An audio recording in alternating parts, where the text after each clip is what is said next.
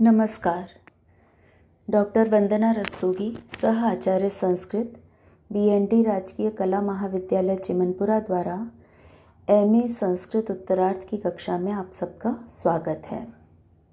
विद्यार्थियों, इस कक्षा में हम पंचम प्रश्न पत्र के वैकल्पिक पत्र आधुनिक संस्कृत साहित्य का अध्ययन कर रहे हैं। इस प्रश्न पत्र के अंतर्गत राजस्थान के प्रमुख आधुनिक संस्कृत विद्वानों के व्यक्तित्व एवं कृतित्व का अध्ययन करना हमने प्रारंभ किया है। इस क्रम में आज हम जिन विद्वान का अध्ययन करेंगे वे हैं विद्या वाचस्पति पंडित मधुसूदन ओझा। आधुनिक युग में जिन भारतीय विद्वानों ने वैदिक वाङ्मय के अनुशीलन में अपना समग्र जीवन समर्पित किया है, उनमें पंडित प्रवर, समीक्षा चक्रवर्ती, विद्या वाचस्पति श्री मधुसूदन ओझा जी का नाम अग्रगण्य है। वेदों की विज्ञानपरक समीक्षा करते हुए विज्ञान, इतिहास आदि के गूढ़ रहस्यों को उद्घाटित करने वाले पंडित मधुसूदन ओझा महोदय संस्कृत के नव युग के प्रणेता विद्वान माने जाते हैं, जिन्होंने राजस्थान के जयपुर नगर को अपनी कर्मस्थली बनाकर गौरवान्वित किया। जीवन परिचय। बिहार राज्य के मुजफ्फरपुर जिले के गाढ़ा नामक ग्राम के अत्यंत प्रतिष्ठित विद्वत कुल में 2 सितंबर 1866 को आपका जन्म हुआ और 1939 ईस्वी में 73 वर्ष की आयु में आपका देहावसान हुआ। इस प्रकार आपका जीवन काल 1866 से 1939 ईस्वी तक का रहा। कृष्ण जन्माष्टमी को जन्मदिन होने के कारण माता पिता द्वारा आपका नामकरण मधुसूदन के रूप में किया गया। आपके पिता श्री पंडित वैद्यनाथ झा के ज्येष्ठ भ्राता पंडित राजीव लोचन झा जयपुर नरेश महाराजा राम सिंह के सम्मानित राज पंडित थे। निसंतान होने के कारण वे दत्तक पुत्र के रूप में बालक मधुसूदन को 1875 ईस्वी में अपने साथ जयपुर ले आए। बाल्यावस्था से ही मेधावी मधुसूदन जी महाराज राम सिंह जी की राजसभा में आयोजित धर्मशास्त्रीय चर्चाओं में राजीव लोचन महोदय के साथ जाने लगे और अपनी बुद्धिमत्ता से विद्वानों की प्रशंसा भी प्राप्त करने लगे। आपका विवाह 17 वर्ष की अवस्था में अलवर राज्य के राजगुरु पंडित चंचल ओझा शास्त्री जी की विदुषी कन्या से संपन्न हुआ। शिक्षा दीक्षा की दृष्टि से आपकी प्रारंभिक शिक्षा पिता की देखरेख में बिहार में ही हुई। जयपुर आगमन के उपरांत लगभग 15 वर्ष की आयु तक जयपुर के संस्कृत विद्वानों के सानिध्य में आपने ज्ञानार्जन किया।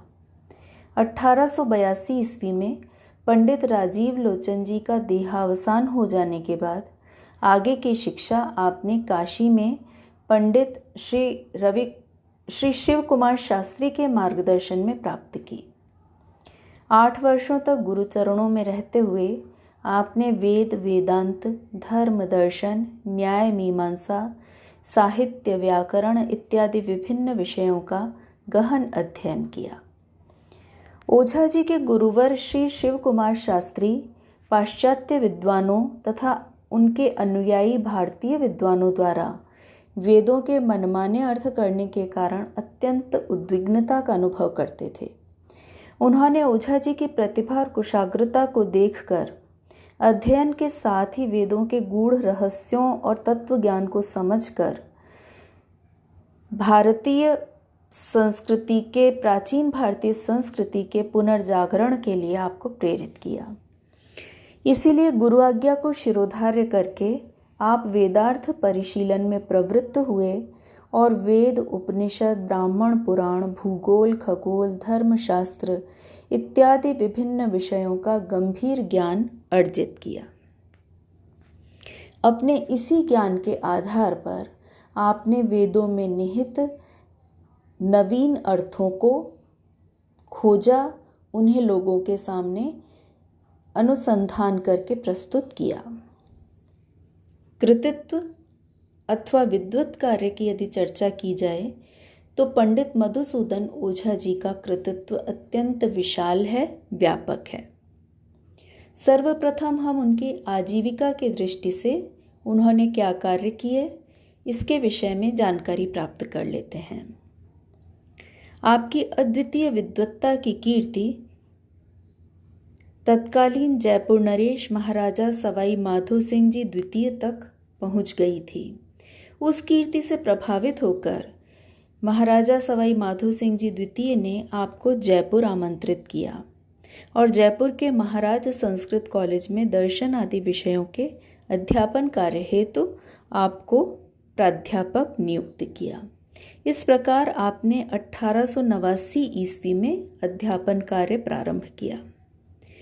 जयपुर राज्य की धर्म सभा, जिसका नाम मौज मंदिर होता था, उस मौज मंदिर के प्रधान पंडित के रूप में आपने धार्मिक शास्त्रीय चर्चाओं का आयोजन किया और वहाँ भी अपनी विद्वत्ता का परिचय दिया। तदुपरांत माधो सिंह जी द्वितीय ने आपको अध्यापन कार्य से मुक्त कर अपने निजी वर्ग पर्सनल स्टाफ में स्थान दिया और 1896 ईस्वी में राजघराने के ग्रंथागार पोथीखाना के प्रबंधक का दायित्व सौंपा।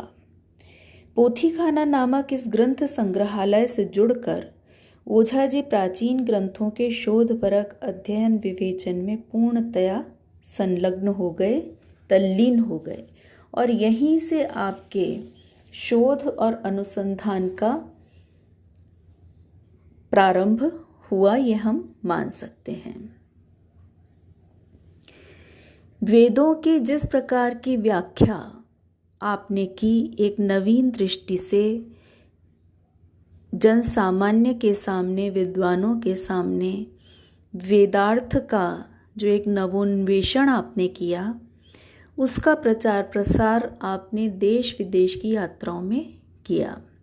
इस संदर्भ में आपकी विदेश यात्रा विशेष रूप से उल्लेखनीय है, जो कि इंग्लैंड देश की विदेश यात्रा आपके द्वारा की गई थी। सन 1902 में सम्राट एडवर्ड सप्तम के राज्याभिषेक समारोह में सम्मिलित होने के लिए महाराजा माधो सिंह जी द्वितीय लंदन यात्रा पे गए थे। अपनी लंदन यात्रा में वे पंडित मधुसूदन ओझा जी को भी अपने साथ लेकर गए। वहाँ अनेकानेक सभाओं में ओझा जी के भारतीय संस्कृति तथा वैदिक विज्ञान के विषय में ओजपूर्ण व्याख्यान हुए। इंग्लैंड के द वेस्टर्न गजेट, द सन जैसे प्रतिष्ठित समाचार पत्रों में आपके वैदुष्यपूर्ण भाषणों को प्रकाशित किया गया और यही नहीं, आपकी प्रशंसा में अनेक समाचार पत्रों में संपादकीय कॉलम भी लिखे गए।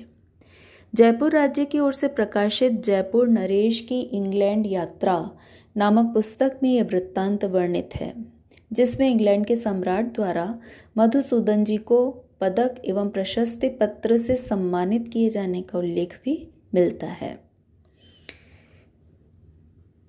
प्रसिद्ध पाश्चात्य विद्वान जैसे मैकडोनल्ड ऑक्सफोर्ड विश्वविद्यालय से संबंधित थे, बेंडाल जो कि कैम्ब्रिज विश्वविद्यालय से संबंधित थे और टॉमस, ऐसे प्रसिद्ध पाश्चात्य विद्वानों ने मधुसूदन जी द्वारा प्रतिपादित वेद विज्ञान विषयक सिद्धांतों को बड़े ही सम्मान की दृष्टि से देखा और उनकी प्रशंसा भी की। आपके द्वारा देश विदेश में वैदिक विज्ञान, धर्म, दर्शन विषयक जो अनेकानेक सारगर्भित व्याख्यान दिए गए, वे व्याख्यान आपके गहन ज्ञान और प्रभावशाली भाषण शैली के परिचायक हैं। आपके इंग्लैंड प्रवास के दौरान दिए गए व्याख्यान वेद धर्म व्याख्यान के नाम से प्रकाशित हुए हैं। जयपुर नगर से संचालित संस्कृत रत्नाकर नामक सुप्रसिद्ध पत्र में आपके शोधपरक व्याख्यानों एवं निबंधों का सतत प्रकाशन किया जाता था। पंडित मधुसूदन ओझा जी की शिष्य परंपरा अत्यंत सुदीर्घ थी। उनके शिष्यों की श्रृंखला में बहुत से विद्वानों के नाम लिए जाते हैं। यहाँ हम उनमें से कतिपय प्रमुख विद्वानों के नामोल्लेख करना चाहेंगे, जो उनकी शिष्य परंपरा में प्रमुख शिष्यों के रूप में माने जाते हैं। उनमें से महामहोपाध्याय पंडित गिरिधर शर्मा चतुर्वेदी, आचार्य सूर्य नारायण, पंडित मोतीलाल शास्त्री, भट्ट मथुरानाथ शास्त्री, स्वामी सुरजन दास, पंडित नवल किशोर कांकर इत्यादि के नाम विशेषतः उल्लेखनीय हैं, जिनके द्वारा ओझा जी की ज्ञान परंपरा को आगे बढ़ाया गया। इस प्रकार आज की कक्षा में हमने ओझा जी के कृतित्व के एक पक्ष को देखा कि किस प्रकार उन्होंने व्याख्यानों के द्वारा, शिष्य परंपरा के द्वारा, अपनी यात्राओं के द्वारा अपने विचारों को, अपने नवीन अनुसंधानों को लोगों के सामने रखा, उनका ध्यान आकर्षित किया। अगली कक्षा में हम उनके द्वारा रचे गए ग्रंथों के विषय में जानेंगे। ओझा जी को जो उपाधियाँ विभिन्न प्रकार की प्राप्त हुई, जो सम्मान विभिन्न प्रकार के जिनसे उनको समलंकृत किया गया, उनके विषय में हम चर्चा करेंगे। आज की कक्षा में इतना ही। धन्यवाद।